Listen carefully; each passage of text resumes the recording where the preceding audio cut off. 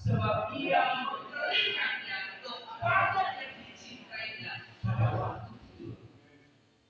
Wow. Ketika kau menemukan cinta Tuhan, hidupmu akan berubah.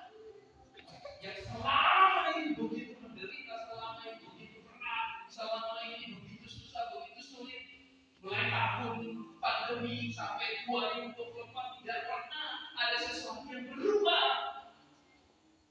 Tapi kita mencatat apa yang kau cari susah payah itu diberikan pada waktu hidup, dan pada waktu hidup itu diberikan kepada orang-orang yang dicintai. Maka mari mengejar cinta Tuhan. Maka apa yang sulit selama ini kau capai akan diberikan pada waktu hidup. Amin. Nah, tadi kita lihat apa sih cinta? Kita sudah paham melawan kata cinta tidak peduli. Sudah banyak yang tahu ya. Lawan kata cinta tidak peduli. Makanya kalau dalam rumah tangga ada sesuatu kata, aku tidak cinta lagi, aku mau pisah. Di situ muncul hal-hal yang membuat kita sama sekali tidak peduli dengan pasangan kita. Nah, mari kita lihat apa ini. Pelan-pelan supaya masih 2025 kita melihat kemuliaan Allah dicurahkan di atas hidup kita. Amin. Nah, kita akan buka dari versi message. Biasanya kita pakai terjemahan baru, tapi hari ini kita pakai versi message, Bapak Ibu Saudara. Nah, kita lihat dalam Efesus 5 pasal yang pertama sampai yang kedua, Alkitab mencatat seperti ini. Perhatikan apa yang Tuhan lakukan, lalu lakukanlah.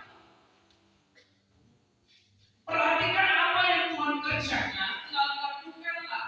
Seperti anak kecil yang belajar berperilaku baik dari orang tuanya, yang paling utama yang Tuhan lakukan adalah mencintaimu. Engkau harus paham bahwa Tuhan mencintaimu. Tuhan menyayangimu. Tuhan mengasihimu. Bahkan sebelum kita lahir pun Dia udah mati di kayu salib karena cintanya kepada kita. Jadi kalau masih ada orang Kristen punya statement Tuhan gak peduli, Tuhan gak cinta saya, Tuhan gak sayang saya, Tuhan gak peduli saya, itu gak Alkitabiah. Itu gak firman Tuhan. Tetapi firman Tuhan berkata, karena begitu besar kasih Allah kepadamu, bahkan Dia mengusungkan ke Allah. Filipi 2 ayat. Nah, kita lanjut. Yang paling utama yang Tuhan lakukan adalah mencintaimu. Tetaplah bersama dengan dan pelajari kehidupan cinta. Mirip, gak ada bedanya dengan David. Cuma ini kalimatnya lebih menyentuh menurut saya. Perhatikan Bapak Ibu. Perhatikan betapa Kristus mengasihi kita. Cintanya tidak hati-hati tetapi boros. Cinta Tuhan itu boros. Saya pakai kalimat boros. Kenapa boros?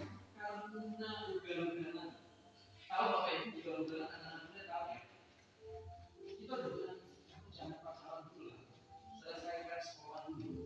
Selesaikan kuliah dulu. Gak peduli. Kita udah bilang, sepertinya karakter dia gak baik. Ayo cari yang lain, contoh. Dia gak peduli. Karena cintanya sudah boros. Dan demikian juga Tuhan dengan kita.